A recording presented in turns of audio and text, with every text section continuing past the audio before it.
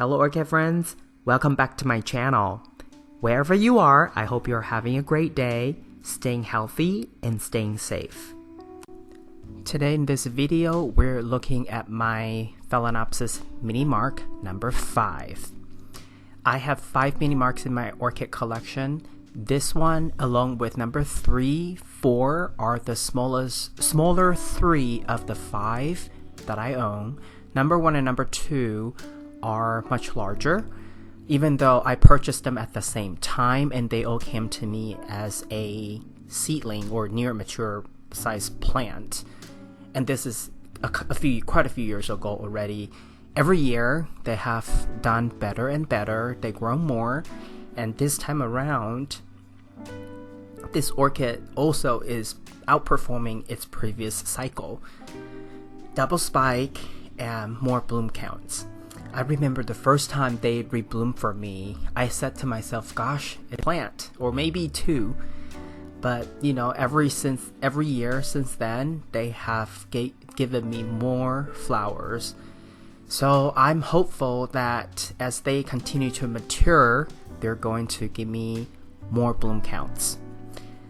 Now, the size of the plant itself will remain relatively compact because this, by design, by nature, by default, is a miniature size orchid. So it would never grow to be the medium size or large size orchid that you come to know. I have seen some amazing photos on the internet of mini marks, and some of them are filled with flowers, but you do have to look closer. Yes, it can grow up to, one plant can give you up to like 10 flowers, maybe even a little bit more, but when you look at 20, 30 blooms, you may have to look closer because it may be multiple plants, multiple orchids put together in a community pot. So look closer, because I've had a subscriber commenting that he's seeing a mini mark bloom, with 30, 40 blooms. So I feel that's a little questionable. But for those of you who may have a mini mark that have that many blooms, let me know, because I'm yet to find one single mini mark plant that would have that many blooms. Okay, so this is number 5. This is one of the 3 smaller ones. The current container that this orchid is in is only an 8-ounce cup container. Because when I first repotted this orchid, the roots were okay, but because it's already a compact orchid by design, its roots were okay. Not, I thought of an 8-ounce cup would actually be more suitable than a 12 or even 16-ounce cup, in which my 2 larger ones, number 1 and number 2 mini marks, are in. Oh, they're in the 16-ounce cup.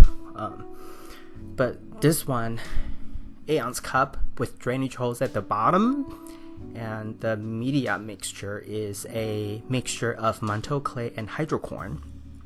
Ratio is about 1:1. In terms of fertilizer, it gets quarter strength fertilizer. Because it's only an 8-ounce cup, so every time the amount of water I provide to this orchid is only 1/8 of a cup.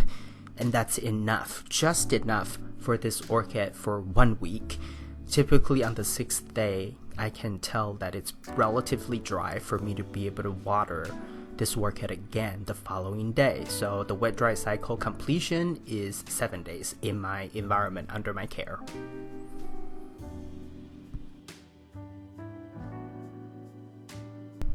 As I make this video, I'm thinking next week or maybe the week after, I would also feature mini mark number 3. But it really depends on, what I feel like showing you guys. But so number 3 I'll talk about, and then I'll probably also later talk about number 1 and number 2 in separate videos. So stay tuned if you are a fan of Phalaenopsis mini mark. I came to know about mini mark through a friend of mine, and then I started doing all kinds of crazy online research just to see if it's for me, and I was just so captivated by its dots on the white background, on the white petals and sepals, and then its lip. Oh my goodness, it's that orange, bright orange with a little bit of yellow stripe in the middle. It's just super cute. And the fragrance is also interesting. It's sweet and sour at the same time, and it always reminds me of plum wine. It's actually interesting. You have that sweet scent, but then it always finish with that sour smell toward the end. And fresh blooms are always a little on the yellow side, and then as they age, the yellow dissipates, and then it would just become white. And this time around, this orchid gave me 2 spikes with 3 flowers on each.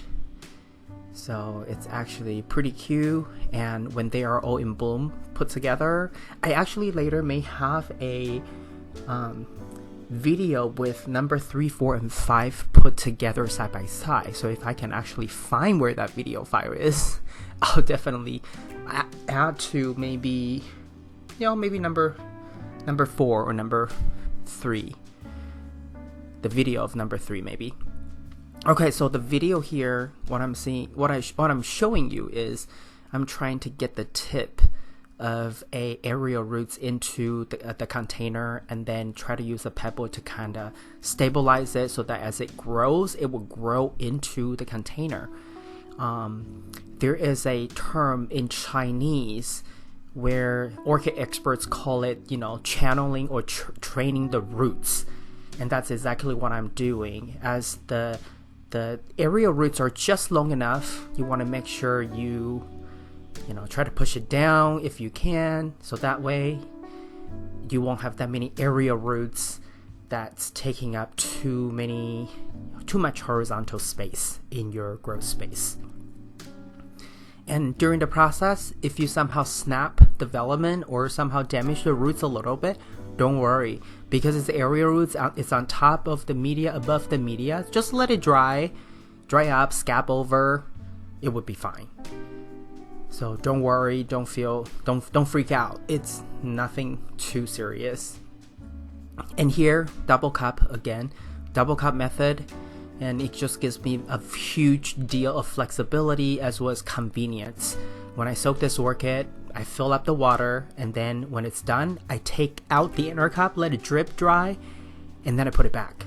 So it's a very easy, simple, setup for me and for this orchid. This is all I have for you today. If you like this video, please give it a thumbs up. And if you would like to get more orchid related videos from my channel, please subscribe and turn on the notification. I want to wish you happy growing, and I will talk to you in my next video. Ciao!